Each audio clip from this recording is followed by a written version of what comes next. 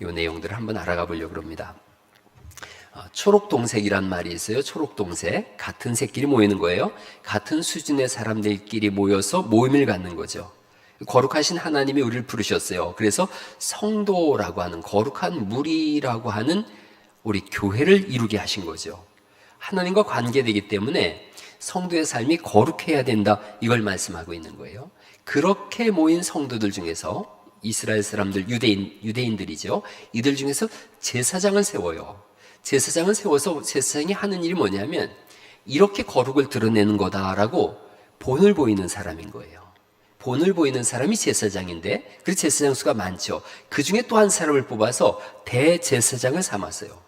그래서 일반 제사장들과 대제사장의 삶이 되게 구분되어집니다. 대제사장이 가지는 압박이 가장 큰 거예요. 오늘날로 말하면 회사 사장님과 직원이 갖는 압박은 다르죠.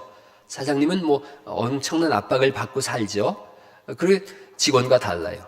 목사도 마찬가지예요. 담임 목사일 때와 부목사일 때의 압박이 다릅니다. 제가 부사역자로 할 때는 교회 가서도 성도들이 안 보여도 그렇게 크게 압박이 되지 않더라고요. 목사, 전도사 때도.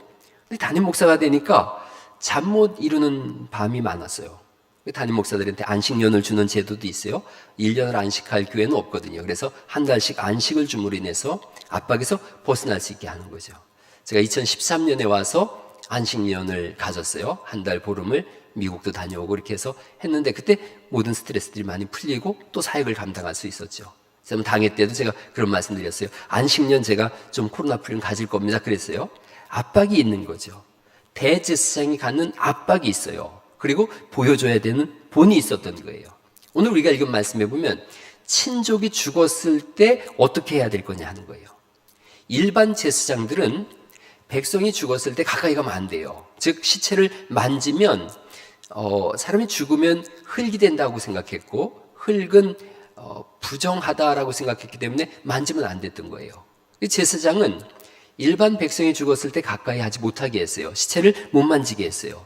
그러나 골육지친에 대해서는 가능했어요. 오늘 3절에 있는 말씀이 골육지친, 아버지나 어머니나 아들이나 딸은 만질 수 있다, 이렇게 돼 있거든요.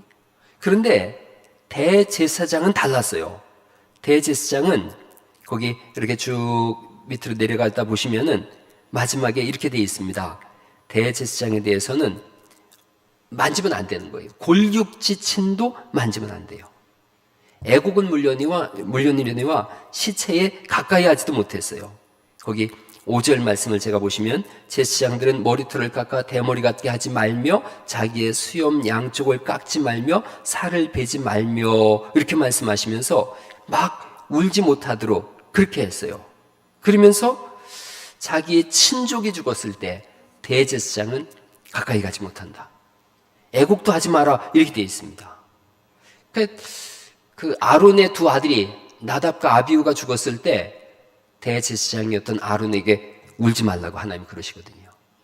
그리고 이제 5절에 있던 말씀처럼 머리를 깎지 말라, 수염 양쪽을 깎지 말라, 이런 말씀은 당시 이방 종교들에게서 일어났던 일인 거예요. 그러니까 하나님의 백성이 됐으니 가나안 족속들이 행하던 그 일은 행하지 말라, 이런 건 거예요. 하나님의 법을 따라 살라는 거죠.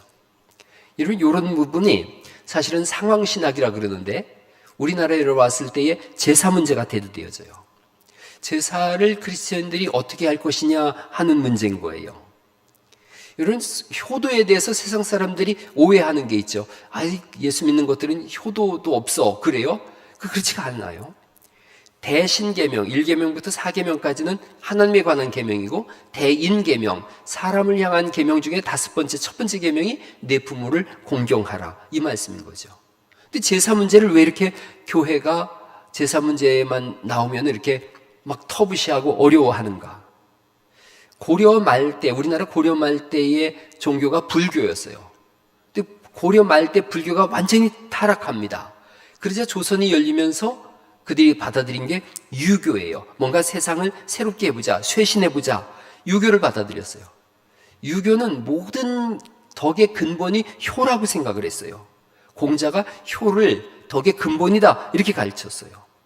그 유교의 제사의식과 기독교의 추도 예배까지도 반대하는 분들도 있고 그렇던데 저는 추도 예배 괜찮다고 생각해요. 추도 예배, 뭐의 문제냐? 예배 대상의 문제예요. 유교적 그 제사의 시작은 후손들이 제사상을 차려놓습니다. 아시다시피 절을 올리면서 죽은 조상이 와서 이 음식을 먹는다 이렇게 생각하는 거예요. 그래서 죽은 조상이 와서 이 음식을 먹고 내가 드리는 이 절을 받는다라고 생각하는 거죠. 그래서 엄격한 집안은 4대까지 제사를 지내야 됐어요. 근데 우리는 분명히 알고 있죠. 예배의 대상은 오직 하나님 한 분이신 거죠. 예배의 대상이 하나님인가 조상인가 이게 좀 달라요. 저도 옛날에 제사 지내는 집에 있었거든요. 우리 집도 제사를 다 지냈어요. 그래서 저만 대학을 나와가지고 제가 지방을 썼어요. 현고 학생 부근신이 이렇게 써서 여기 지방을 붙이고 또 어느 날인가는 이거 고사라고 들어보셨어요? 고사도 써서 읽었어요. 고사의 내용이 이렇게 되어져요. 제가 옛날에 썼던 걸 보니까 이제 영원히 돌아가신 때를 맞아 감히 신주를 정치만에 모시기를 청하고자 추모하는 내용을 올립니다. 이렇게 썼어요. 뭔 내용이냐 하면 쉽게 풀어서 조상신 이곳에 오셔서 우리의 정성을 받아주세요. 이런 내용이었어요. 그리고 술과 음식을 권하는 초헌, 또 아헌, 종헌, 유식 뭐 이렇게 가지고 하고 또 동쪽엔 뭘 넣고 서쪽엔 뭘 넣고 두동미서 뭐 이런 얘기 제사 지낼 때 하셨을 거예요. 오늘날은 절차를 다 간소화하고 생략했을지 모르지만 그 의도하는 것은 똑같아요. 조상님 여기 와서 우리의 절을 받아주시고 우리 예배를 받아주세요 하는 숭배의 대상으로 조상신을 불러 모은 거예요. 그래서 성경은 조상신의 존재를 부인할 뿐 아니라 그러한 방식으로 조상을 신격화하지도 않습니다. 경배와 찬양을 받으실 분은 오직 한 분 하나님이신 줄 믿으시기 바랍니다. 그래서 기독교의 신앙은 돌아가신 다음에 뭘 이렇게 신위를 올려놓고 하지 말고 살아계실 때 효도하자는 거죠. 살아계실 때 더욱더 공경하자. 여러분 우리 교회에서 제가 이렇게 하는 거 있어요. 부모님 보러 갑니다. 그럼 무조건 오케이. 부모님 뵙고 거기서 예배하고 오겠습니다. 오케이. 그렇게 해요. 이 부분에 대해서는 뭐 여론의 거지가 없습니다. 여론에 뭐 무슨 딴 뜻이 없어요. 이번 주일은 제가 부모님 모시고 예배해도 좋겠습니까? 그날이 어떤 날이든 오케이 좋습니다. 살아계실 때 효도하는 거예요. 죽은 다음에 효도 못하는 것에 대한 보상 심리로 제사 지내야 되겠다. 그건 본말이 전도된 거죠. 여러분 살아계실 때 한 번 더 전화드리고 한 번 더 찾아뵙는 그런 은혜가 있기를 간절히 축원합니다. 저도 이렇게 살아보니까 돌아가신 다음에는 정말 후회가 많이 되더라고요. 살아계실 때 효도한다고 나름대로 했는데도 돌아가시고 나니까 그때 한 번 더 뵐 걸, 그때 한 번 더 찾아뵐 걸 이런 마음이 굉장히 많았어요. 우린 유교를 따르지 않습니다. 기독교를 따르죠. 부모님께 감사하고 효도하면서 하나님께 예배하는 거예요. 레이기 오늘 본문에 나와 있는 말씀은 이방인들이 하던 그런 방식을 따르지 말고 하나님의 방식을 따라라. 그럼에도 불구하고 대제사장에게는 되게 가혹해요. 심지어 아들이 죽었는데도 만지지 말라 그러고 울지도 말라 그러고 그럽니다. 그래서 이 가정이 먼저냐 교회가 먼저냐 이런 이야기들을 할 때 성도들한테 이런 걸 묻는다는 건 바보 같은 질문인 거예요. 엄마가 좋으냐 아빠가 좋으냐 이런 질문인 거예요. 그러나 목사는 사실은 교회가 먼저예요. 우리 중에 혹시나 누가 목회할지 모르겠는데 또 제가 이 설교하는 걸 우리 신학생들이 다 이걸 매주 듣더라고요. 신학생들 똑같은 얘기예요. 교회가 먼저냐 가정이 먼저냐. 목사는 사실은 교회가 먼저입니다. 가정을 제대로 돌보지 못했던 그런 시간들이 목회하면서 있었어요. 제가 큰아이 날 때 그때 교회 성탄 연습이었어요. 12월 21일이라 성탄 연습 이렇게 막 성탄 준비하다 보니까 병원에서 애 낳았다 그러더라고요. 둘째 아이 날 때는 제가 목사 안수 서류 심사였어요. 그래서 전주에 가 있는데 아내는 애 낳는다고 전화를 오는데 목사 서류 심사를 지금 해야 되니까요. 그래서 못 가봤어요. 근데 아내는 지금까지도 애 낳을 때 2번 다 없었다고 하는 게 그런 얘기예요. 기도할 때도 목사는 가족이 먼저가 아니에요. 성도들 다 하고 가족은 맨 뒤에예요. 제 선배 목사님 그런 얘기 하더라고요. 교회 아이하고 자기 아이하고 싸웠대요. 자기 아이가 맞았는데 그 집에 와서 자기 아이를 둘교 팼대요. 그게 이해가 되어져요. 목사의 삶을 잘 드러내는 거예요. 목사는 가정보다 교회가 먼저예요. 아니, 가정도 돌보지 않고서 어떻게 교회를, 이게 목사한테는 안 통하는 말이에요. 하나님의 일에 미쳐야 목사를 할 수가 있어요. 그러면서도 우리 부목사님 방송실에 있지만 억울할 거 하나도 없어요. 하나님이 써주심에 감사할 뿐이에요. 하나님의 뜻을 구하고 살피는 일에 사실은 온 전신의 힘을 다해서 그렇게 살아야 돼요. 오래 지난 일이라서 이제 한번 고백해 볼게요. 갈릴리 교회로 제가 올 때에 3개월을 기도했어요. 선임 목사님이 말씀하셔서 3개월을 기도하고 하나님이 응답하셨어요. 가라 그러셨어요. 왔어요. 그랬더니 한 분이 꿈에 선명하게 갈릴리 교회 배가 만선되는 꿈을 꿨다고 그러면서 저를 기쁘게 받아들여 주시더라고요.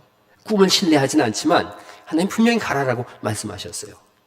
몇 해 전에 어려움이 있었어요. 그때 제가 3개월간 기도했어요. 하나님이 머물라 그러셨어요. 근데 그런 얘기하면 하나님 팔아먹는다 그럴까봐 오늘까지 한마디도 얘기를 안 했어요. 코로나가 터지면서 비로소 알게 됐어요. 하나님이 왜 머물라고 하셨는지 알게 됐어요. 어느 날인가 하나님께서 그만 그러면 아멘 하고 멈춰야 하는 게 목사예요. 고집 부려도 안 되고 순종하겠습니다 하는 거예요. 써주심에 감사합니다. 그게 목사의 삶이에요. 대제사장은 골육지친을 잃었을 때도 곡을 하지 마라. 시체를 가까이 하지 마라. 끝까지 하나님만을 신뢰할 것을 말씀하고 있는 거예요. 그 목사의 삶이 고단한 거예요. 늘 준비해야 돼요. 제가 수요 예배 때 올해부터는 우리 부목사님을 좀 훈련시켜야 되겠다 생각했어요. 그래서 2번째, 4번째 수요일 날 설교를 부목사님한테 맡겼어요. 제가 늘 그런 얘기예요. 평생 준비해야 된다. 목사는 평생 말씀을 준비해야 되고 평생 설교를 준비해야 된다. 그래서 3가지 준비하라 그러는 거예요. 이사할 준비, 죽을 준비, 말씀 준비. 어느 곳에 가서든 말씀을 준비할 수 있도록 준비해라. 그래서 2번째 주, 4번째 주가 우리 부목사 설교예요.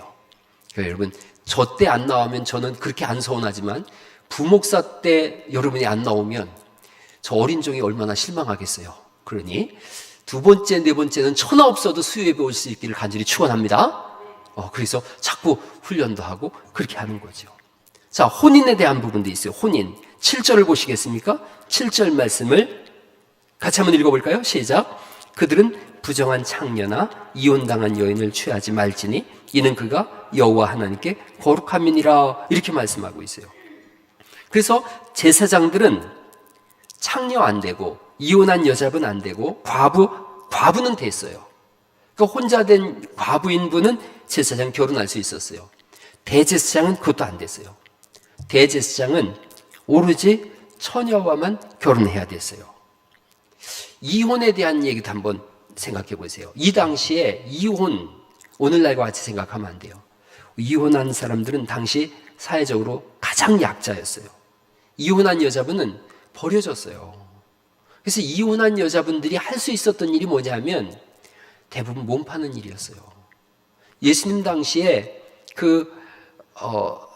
명절 끝날에 가늠하다 현장에서 잡힌 여인분이 있었죠.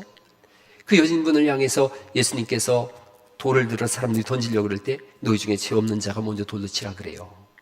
이 여자분이 아마 혼자 된 여자분일 거예요. 그렇게 따지면 이 여자분이 생계를 유지할 수 있는 유일한 방법은 몸을 파는 것밖에 없어요. 그런데 남자들이 돌을 들고서 죽이려고 하는데 예수님 거기다 뭐라고 쓰셨는데 아무리 모르긴 몰라도 제 생각에 혼자 생각에는 이 여자하고 동침한 놈들 이름 다 썼을 거예요. 그러니까 다 도망가지 않았겠어요? 그렇게 사회적 약자였어요. 버려진 분들이었죠. 오늘날의 이혼 문제도 마찬가지예요. 성경은 물론 이혼을 금하고 있지만 형편과 사정이 다 달라서 함부로 이해다내면 안 돼요. 교회 왔을 때, 새신자가 왔을 때 절대 물어보지 말아야 될 것들이 있어요. 남편은요? 아내는요? 자녀는요? 물어보면 안 돼요. 목사가 묻는 거예요.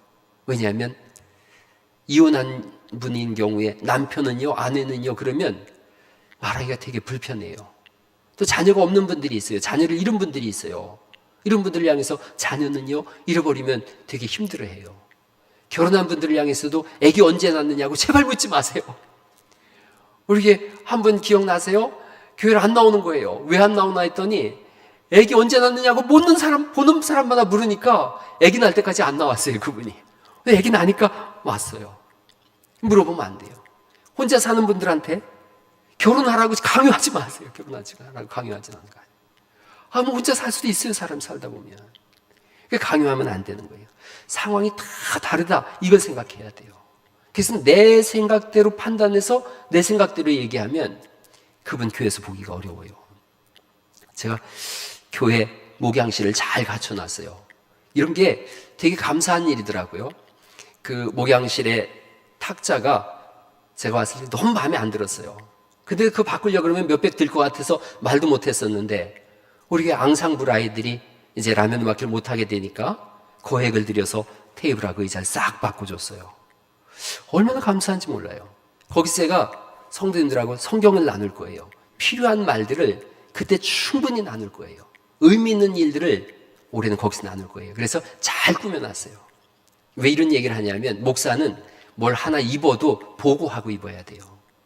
여러분, 제가 오는 사람들마다 다 얘기합니다. 이 테이블은 우리 앙상블이 해줬다고. 두 가지 의미가 있어요. 앙상블이 해줬다는 걸 자랑하고 싶고, 또 하나는 교회든 안 썼으니까 염려하지 말라고. 이런 마음이 있는 거예요.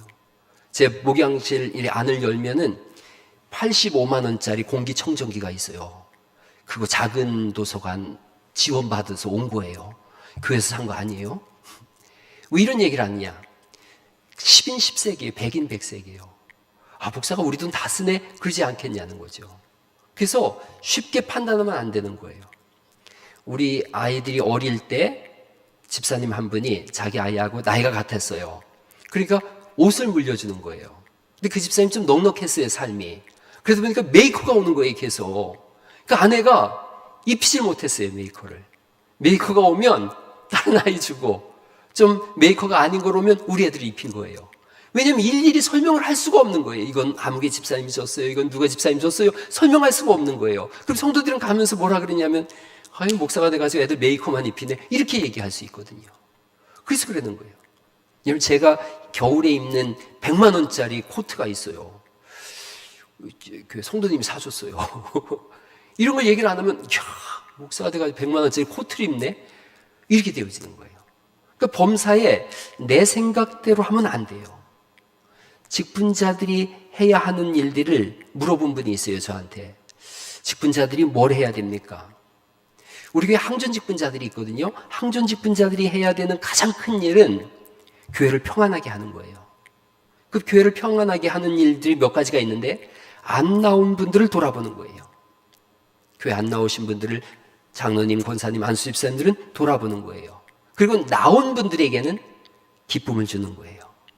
안 나온 분들을 나오게 하는 것과 나온 분들에게 기쁨을 주는 거예요. 교회에서 하는 여러 사역들 중에 중심은 사실은 사람 중심이에요. 동아리를 하지 않습니까? 모여서 누굴 도울까? 어떻게 도울까? 이걸 나누는 거예요. 이걸 구체적으로 논의하고 선교회나 동아리나 구역이 이걸 중심에 대해서 돕는 일을 하는 거예요. 그렇게 함으로 인해서 우리는 누굴 돕는 사람들인 거지, 누구의 흠이나 누구의 약점을 잡아서 얘기하는 사람들이 아닌 거예요. 개그우먼 중에 이성미라고 하는 개그우먼이 있어요. 이분이 성경 공부 모임을 하더라고요. 서로 거기 들어가려고 그랬대요. 나중에 들어보니까 모였을 때 그들이 딱 주제 문구가 있는데, 절대 험담하지 않는다, 이걸 써놨대요. 절대 험담하지 않는다. 모였을 때 누굴 도울까? 어떻게 도울까? 이런 얘기 한대요. 뭔가 좋은 일이 있으면 막 서로 칭찬하고, 어려운 일이 생기면 다 같이 울어주면서 감싸준대요. 그러니까 그 모임만 갔다 오면 다들 살 것 같다고 좋아한대요. 교회 모임이 그런 거예요. 그래서 절대 험담하면 안 돼요. 누가 새신자가 왔든 누가 왔든 아픈 부분이 혹시 있을지 모르니 조심하는 거예요. 오래전에 제가 읽은 책 제목이 싸우지만 않아도 교회는 부흥된다, 그런 책이 있었어요. 이게 되게 중요한 거예요. 이혼했다며, 아이가 없다며, 혼자 산다며, 아직도 직장이 없다며, 이거 비수예요, 비수. 사람을 힘들게 하는 말이에요. 교회 나오지 말라고 문 닫는단 말이에요. 그래서 사정이 있겠지. 뭔가 사연이 있겠지. 따뜻한 이해와 포용이 있어야 되는 거예요. 본문은 이혼한 여자와 결혼하지 마라, 창녀와 결혼하지 마라, 이런 문제가 아니에요. 대제사장의 삶의 엄격함을 말씀하고 있는 거죠. 그리고 이제 9절을 보시겠습니까? 9절엔 또 이런 말씀도 있습니다. 어떤 제사장의 딸이든지 행음하여 자신을 속되게 하면 그의 아버지를 속되게 함이니 그를 불사를 지니라. 이걸 보면서 봐라, 기독교는 이렇게 잔인하다. 자기 자식을 불살라 죽이라고 한다. 이런 내용이 아니에요. 자녀를 잘 양육하라는 말씀인 거죠. 잘 양육해라. 사실은 이 제사장을 향해서 말씀하고 있지 않습니까? 목회자나 교회 중직자들은 그 자녀들이 엄청난 스트레스를 받는다는 걸 기억해야 돼요. 부모가 목사님이나 장로님이면 여러분들이 그 자녀들도 목사나 장로로 다 보더라고요. 그래서 우리 교회 목사나 장로님들 자녀들이 사고 친 적을 한 번도 없으니까 그렇지는 않지만은 목사 자녀가 돼가지고 말이야, 장로 자식이 돼가지고 말이야, 이런 말을 하는 순간 그 아이의 영혼은 무너져요. 그래서 여러분 보셨을 거예요. 아빠가 심호하는 교회는 저 안 가요. 아빠가 장로인 교회는 전 안 다녀요. 그렇게 얘기를 해요. 아이를 보고서 목사 자식이 말이야 이러면은 그 아이를 목사 대접을 해주든지, 장로 자녀를 보면서 장로 아들이 말이야 그럼 그 아들을 장로 대접을 해두든지, 그렇지도 않거든요.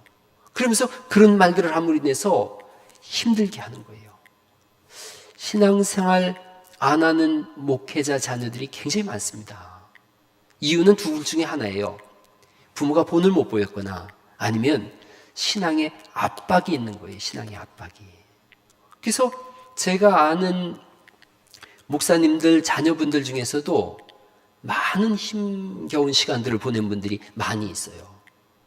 그래서 제가 그런 걸 잘합니다. 우리 집에선 교회 복잡한 얘기 절대로 집으로 가져가지 않습니다. 교회 안에서 속상했던 얘기 아내한테 끝까지 안 합니다. 그래서 교회 일을 끝까지 모르는 사람이 있는데 그게 우리 집사람이에요. 아내만 모르는 일이 허다해요. 제가 이렇게 생각하는 거예요. 함께 속상할 일이 없지 않은가. 목사 사모로 사는 것만으로도 쉽지가 않은데 교회의 어려운 얘기까지 해서 뭘 짐을 더 지게 하겠는가, 이 생각을 한 거예요. 오늘 여러분 수요일날 오셨으니까 제가 이 얘기는 주일날도 한 번 더 해볼 생각입니다. 교회에서 가장 힘든 세 종류의 사람이 있어요. 가장 힘든 세 사람. 목사도 아니고 장로도 아니에요. 목사 사모, 그리고 부목사 사모, 그리고 장로 부인. 이 세 부류의 사람이 제일 힘들어요. 목사, 담임 목사 사모, 그래도 담임 목사 사모는 셋 중에 제일 덜 힘들어요. 제일 어정쩡한 포지션이 어디냐? 부목사 사모예요. 우리게 그래서 최수라 사모가 방송실에 안 나오는 거예요. 가장 어정쩡한 자리예요. 자기 남편이 목사지 자기가 아니거든요. 뭘 할 수도 없고 안 할 수도 없고. 그런데 그와 똑같은 어정쩡한 포지션이 누구냐? 장로 와이프예요. 장로 부인. 장로님 부인들은요, 나서면 나선다고 뭐라 그래요? 지가 장로야? 지 남편이 장로지? 나서면 나선다고 뭐라 그래요? 안 나서 보세요? 지 남편이 장로인데 아무것도 안 해? 이렇게 얘기를 해요. 그래서 장로님 부인들은 동네 부교 동네 부. 이걸 해도 욕먹고 저걸 해도 욕먹고. 목사 부인들은 그래도 욕을 안 해요. 목사 부인 욕했다가 왠지 좀 뭔가 어려운 일 생길 것 같고 이런 두려움이 왠지 있을 것 같은데, 장로님 부인들에 대해서는 쉽게, 우리 동네가 다른 동네 보통 그래요. 가장 어정쩡한 지위예요. 그냥 내버려 두세요. 목사 부인들, 우리 교회 목사 부인이 둘이나 있잖아요. 그리고 장로님들 부인들 그냥 내버려 두세요. 충분히 있는 것만으로도 힘든 자리예요. 그래서 제가 오늘 이 설교를 못 듣는 분들을 위해서 주일날 이 부분은 또 제가 할게요. 침상에서 어른들이 하는 말을 밖에 있는 자녀들이 기가 막히게 듣더라고요. 그래서 침상에서 교회에 대해서 안 좋은 얘기 해봐요. 그 자녀는 교회 안 나갑니다. 아들이 그 2년 정도 밖에서 일하고서 충분히 경험을 쌓은 다음에 목회한다 그러더라고요. 그래서 제가 앉혀놓고 얘기했어요. 너 목회한다니까 잘 들어봐라. 교회 성도님들 중에 안 좋은 분 한 분 없다. 그리고 종종 말했어요. 고마운 분들이다. 고마운 분들이다. 목사한테는 더할 나위 없이 고마운 분들이다. 제가 깨달았어요. 최고의 신앙교육이 뭘까? 자녀들 앉혀놓고 맨마다 저녁에 예배 드리는 걸까? 아니더라고요. 최고의 신앙교육이 앉혀놓고서 교회 고마운 분들이다. 이런 얘기하는 거예요. 여러분들 자녀들 식탁에 앉았을 때 꼭 얘기하세요. 목사님, 장로님, 집사님, 권사님 고마운 분들이다. 이렇게 얘기해 줘 보세요. 그 아이는 자라면서 신앙이 성장해요. 그런데 아이고 뭐 장로가 돼가지고 말이야, 목사가 돼가지고 말이야, 그 자녀는 정말 굳게 결심합니다. 절대 교회 가면 안 되겠구나. 내가 나이 들면 교회에서 탈출해야 돼. 장로 목사는 절대 안 돼야 되겠다. 이 생각을 하는 거예요. 그래서 이런 얘기하세요. 우리 교회 같은 곳이 없어. 늘 고마워. 늘 감사해. 이 말이 자동으로 나오면 어느 날 보면 여러분의 자녀들이 교회 중직으로 앉아 있어요. 그런 얘기를 하는 거예요. 아이들 보면 그래서 과자도 사주면서 이렇게 하는 거예요. 어른들도. 야, 우리 교회 같은 교회 없어. 너네 아빠 볼 때 너무 훌륭한 분이야. 세상에 너네 엄마같이 귀한 분이 없다? 너 그 집에 태어났으니 참 복 있다, 야. 그러면 그 아이들은 이 세상에서 교회가 제일 좋은 곳이려니 이렇게 알고 있어요. 대제사장, 흠이 없는 자야 됐어요. 17절을 보시겠습니까? 17절에 아론에게 말하여 이르라. 누구든지 너의 자손 중 대대로 육체에 흠이 있는 자는 그 하나님의 음식을 드리려고 가까이 오지 못할 것이니라. 이렇게 말씀하세요. 흠이 전혀 없어야 돼요. 그런데 이런 사람이 이 세상에는 없어요. 예수님의 그림자예요. 진짜 대제사장은 예수님이세요. 제가 성경을 읽어볼게요. 히브리서 7장 24절에 있는 말씀을 세 번역으로 읽어볼게요. 그러나 예수는 영원히 계시는 분이므로 제사장직을 영원히 간직하십니다. 따라서 그는 자기를 통하여 하나님께 나오는 사람들을 완전하게 구원하실 수 있습니다. 그는 늘 살아계셔서 그들을 위하여 중재의 간구를 하십니다. 예수는 이러한 제사장으로 우리에게 적격이십니다. 그는 거룩하시고 순진하시고 순결하시고 죄인들과 구별되시고 하늘보다 높이 되신 분이십니다. 히브리서 7장에 있는 말씀이에요. 그 예수님의 그림자로 대제사장을 오늘 21장에서 말씀하고 있는 거예요.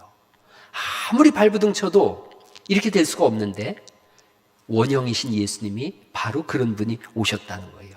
우리의 제사장으로 오셨다는 거예요. 제사장의 부인은 순결해야 됐어요. 근데 우리에게 보고 주님이 순결하라 그래요. 요한계시록 19장 7절에 있는 말씀인데요. 기뻐하고 즐거워하며 하나님께 영광을 돌리자. 어린 양의 결혼날이 왔다. 신부는 몸단장을 마치고 빛나고 깨끗한 모시옷을 받아 입었으니 이 모시옷은 성도들의 의로운 행위다. 우리 보고는 그렇게 예수님의 신부로서의 삶을 이어가라고 말씀하세요. 그 다음에는요, 이런 무시무시한 말씀이 있습니다. 18절 말씀부터 쭉 있는 말씀이 흠이 있는 자, 앞을 못 보는 분, 다리 저는 분, 코가 불안전한 분, 지체가 더한 분, 발 부러진 분, 손 부러진 분, 등 굽은 분, 키 못 자란 분, 이런 습진 버짐이 있는 분, 이런 분들까지 전부 흠을 집어내요. 이런 분들은 대제사장이 될 수가 없었어요. 그래서 이스라엘에서 대제사장을 고를 때는 가장 완전한 사람을 찾아야 됐어요. 수염이 많아야 됐고 머리카락이 적어도 안 됐어요. 아무 흠이 없어야 됐어요. 완전히 옷을 벗겨놓고 제사장들이 둘러봐서 요만큼도 흠이 없는 사람이어야 됐어요. 그래서 대제사장이 되면 평생직을 감당했던 거죠. 예수님의 모형이에요. 우리는 어떤 사람들인가? 장애를 가진 사람들인 거예요. 장애가 없는 사람은 아무도 없어요. 저도 안경을 여기 와서 바꿔 쓰지 않습니까? 시각에 장애가 생긴 거죠. 노안이 온 거예요. 여러분, 누구나 다 장애가 있어요. 흠이 있어요, 우리는. 그 장애우라는 말이 이제 사라졌어요. 왜냐하면 장애인들이 볼 때 아무리 정상인 척 해봐야, 야, 너도 장애고 나도 장애인데 왜 나한테 와서 친밀감을 갖고 장애우라고 뭔지 얘기하냐? 나는 너의 그런 선심을 받을 만큼 어려운 그런 사람이 아니야. 너나 나나 똑같은 인격이야. 그래서 한동안 장애우라고 부르자고 하다가 장애우는 장애인을 비하하는 말이다. 그래서 이제 장애인이라는 표현을 써요. 좀 당당한 거죠. 모두가 다 장애인이기 때문에 그래요. 우리가 그런 사람이에요. 아무도 제사장이 될 수 없는 사람이에요. 예수님이 오셔서 초대하셔요. 우리를 초대하십니다. 누가복음 14장 13절에 오히려 잔치를 베풀 때는 가난한 사람들, 걷지 못하는 사람들과 다리를 젓는 사람들과 보지 못하는 사람들을 초대하라. 그러니까 이게 죄인인 거예요. 장애가 있다는 말씀은 불안정하다는 뜻이에요. 죄인이란 뜻이에요. 오라고 말씀하세요. 죄인들을 부르셨지요. 그래서 온전케 하심으로 인하여 우리가 하나님 앞에 나오게 된 줄 믿습니다. 그래서 이 출애굽기 21장을 읽으면서는 나 같은 죄인을 진짜 완전한 대제사장이신 예수님이 부르셔서 나를 온전케 했구나. 내가 잘난 척 드러낼 것이 하나도 없구나. 다른 사람을 향해서 손가락질할 것이 없구나. 다른 사람을 비토하고 비난할 아무런 근거도 내가 가지고 있지 않구나. 그래서 신앙생활은 내가 하나님 앞에서 나의 최선을 다해서 나의 열심으로 나아가는 것이지, 나는 이거 하는데 넌 그거 못한다 이렇게 하면은 이게 율법이라는 거죠. 성경을, 복음을 제대로 깨닫지 못한 거예요. 진짜 복음은 뭐냐? 내가 하나님 앞에 똑바로 서기를 위해서 기도하고 있고 나의 불완전함 때문에 하나님 앞에 울며 기도하고 이렇게 나가는 것이지, 쟤는 왜 저런데? 쟤는 왜 그런데? 이게 아니라는 거예요. 복음을 깨닫지 못하는 거예요. 교회 지도자의 자세에 대해서도 말씀하세요. 아론이, 지금 이 제사장들이 지도자지 않습니까? 지도자에 대해서 디모데전서 3장 8절에 감독과 마찬가지로 그 감독이나 집사나 똑같이 이렇게 돼야 돼요. 사람들에게 존경받는 사람이어야 합니다. 한 입으로 두 말을 하지 않으며 술 마시고 흥청대지 아니하고 남을 속여 자신의 이익을 챙기는 사람이어서는 안 됩니다. 직분자들에 대해서 디모데전서 3장 9절에 이렇게 말씀하세요. 이 모든 교회 직분자들이에요. 집사들은 깨끗한 양심과 믿음의 깊은 진리를 간직한 사람이어야 합니다. 이런 사람이라도 먼저 시험해보고 책망할 일이 없으면 집사로 섬기게 하십시오. 이와 같이 여자들도 다른 이들의 존경을 받으며 남의 흉을 보지 않고 절제하며 모든 일에 충성해야 합니다. 이게 직분자의 삶이에요. 오늘 21장이 제사장과 대제사장의 삶을 쭉 기록하면서 이런 경건한 삶, 거룩한 삶을 끊임없이 추구해라. 아무리 추구해도 그렇게 못 살겠는데요. 그래서 우리 안에 성령님이 오셨고 그리스도의 보배로운 기로를 깨끗게 하셨고 오늘도 이끌어가고 인도한다고 말씀하고 있고, 그래서 이런 말씀을 들으면서 수요일날 또 나를 돌아보고 다른 사람을 바라보면서 나의 삶을 새롭게 하는 것인 줄 믿으시기 바랍니다. 2022년도가 시작되어졌습니다. 이렇게 이런 수요예배 오신 것 진심으로 환영합니다. 금년 한 해 동안은 저도 입술을 잘 지키는 훈련을 해보려고 그래요. 입술을 잘 지켜서 천하 없는 일이 있어도 험담하지 않겠다, 흉보지 않겠다. 내 입술을 잘 지켜서 칭찬하고 세우는 입술 내야 되겠다. 그렇게 굳게 결심해요. 여러분들 이 밤에 오셨으니 저와 똑같은 결심 해보시게요. 이왕 하는 말이라면 덕 있는 말을 해야 되겠다. 우리가 택한 족속이고 왕 같은 제사장들이라고, 거룩한 나라라고 베드로전서에서 말씀하고 있으니 내가 진짜 제사장다운 삶, 본을 보이는 삶, 성결한 삶을 한번 살아봐야겠다. 이 결심을 하시기 바랍니다. 제사장들은 여기다가 이마에다가 이렇게 관을 썼어요. 대제사장이. 그리고 관에다가 써놨어요. 여호와께 성결 이렇게 썼어요. 성결이란 말은 구별됨, 거룩한 삶, 이걸 말씀하고 있어요. 금년 한 해 동안 보이지 않지만 여기에 선명하게 여호와께 성결이라고 쓰시고 입술을 지키고 마음을 지키셔서 신앙의 성장 속에 이 교회가 세상에서 가장 따뜻하고 교회 들어왔을 때 소망을 얻으며 또한 세상에 나가서 능히 살아갈 수 있는 힘을 얻는 그런 교회로 함께 만들어 가시기를 예수님 이름으로 축복합니다. 오늘 이 밤에